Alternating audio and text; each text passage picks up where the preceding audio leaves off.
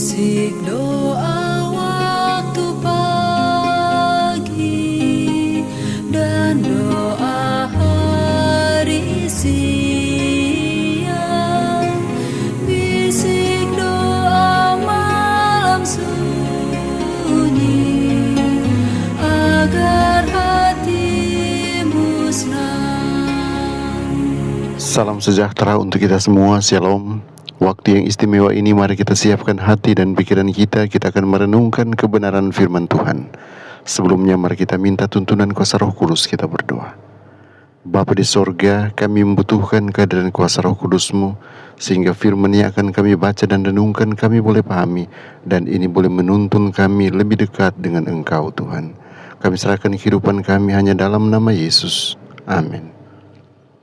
Renungan hari ini berjudul Sistem Pengatur Suara Tuhan. Ayat inti 1 Samuel pasal 3 ayat 10 dan 11.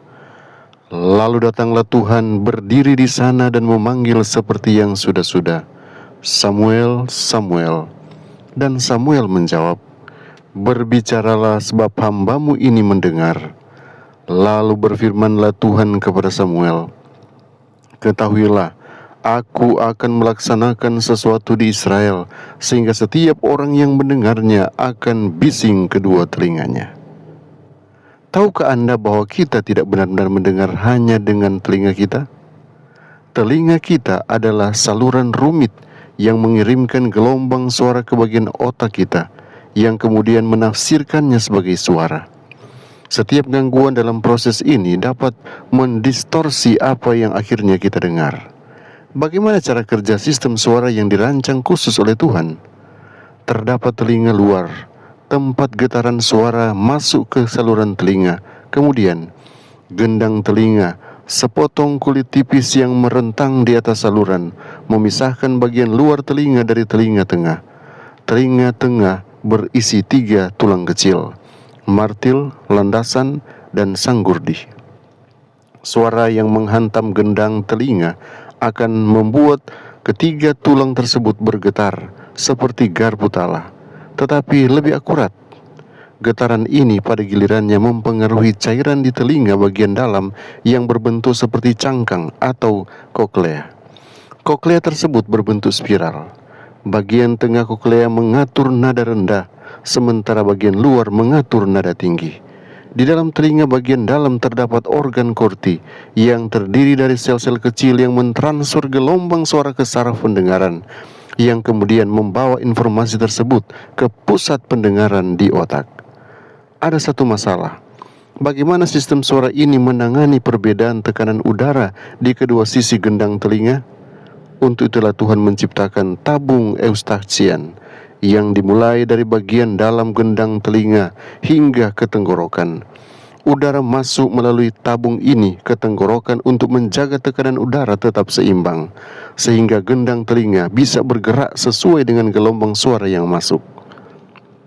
Iblis tidak menginginkan apapun selain mengacaukan sistem pengaturan suara yang luar biasa ini, sehingga kita tidak dapat mendengar dengan akurat apa yang dikatakan kepada kita, padahal hubungan dibangun di atas kata-kata, atau menikmati alunan musik yang indah, atau merasakan suara alam ciptaan Tuhan, angin, air terjun, kicauan jangkrik, atau api unggun yang berderak.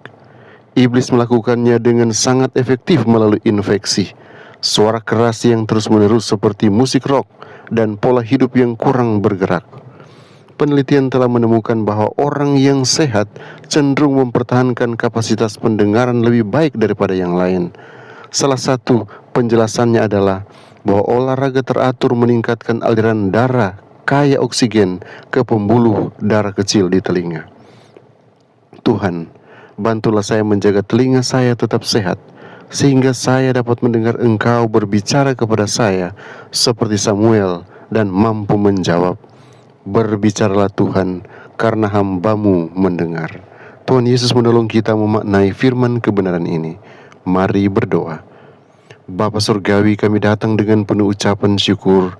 Penyertaan yang sempurna kami rasakan sampai detik ini. Kiranya semua yang sudah kami alami akan menjadi pengalaman iman bagi kami, untuk kami tetap melangkah dalam tangga iman dan kami akan semakin setia dari waktu ke waktu meyakini bahwa semua perbuatan tangan Tuhan yang ajaib selalu dinyatakan bagi umat-umat Tuhan yang setia. Bapa, kami mau berkarya bagimu hari ini. Peganglah tangan kami Tuhan dan bawa kami kepada kemenangan dan kemenangan. Apa saja yang akan kami jumpai, apakah masalah pergumulan, kami letakkan di pundakmu Tuhan. Engkau angkat bersama-sama dengan kami dan berikan solusi yang terbaik, sehingga kami akan terus menjadi anak Tuhan yang menang bersama-sama dengan Engkau. Karena kami percaya Tuhan selalu di pihak orang-orang benar yang selalu mengandalkan Tuhan, yang senang mendengarkan suara Tuhan dan melakukan sesuai dengan yang Engkau inginkan. Kasih karuniamu, damai sejahteramu yang melampaui segala akal akan menyertai dan memberkati anak-anak Tuhan dimanapun mereka berada, dari sekarang, besok sampai hari Maranatha, dalam nama Yesus. Amin.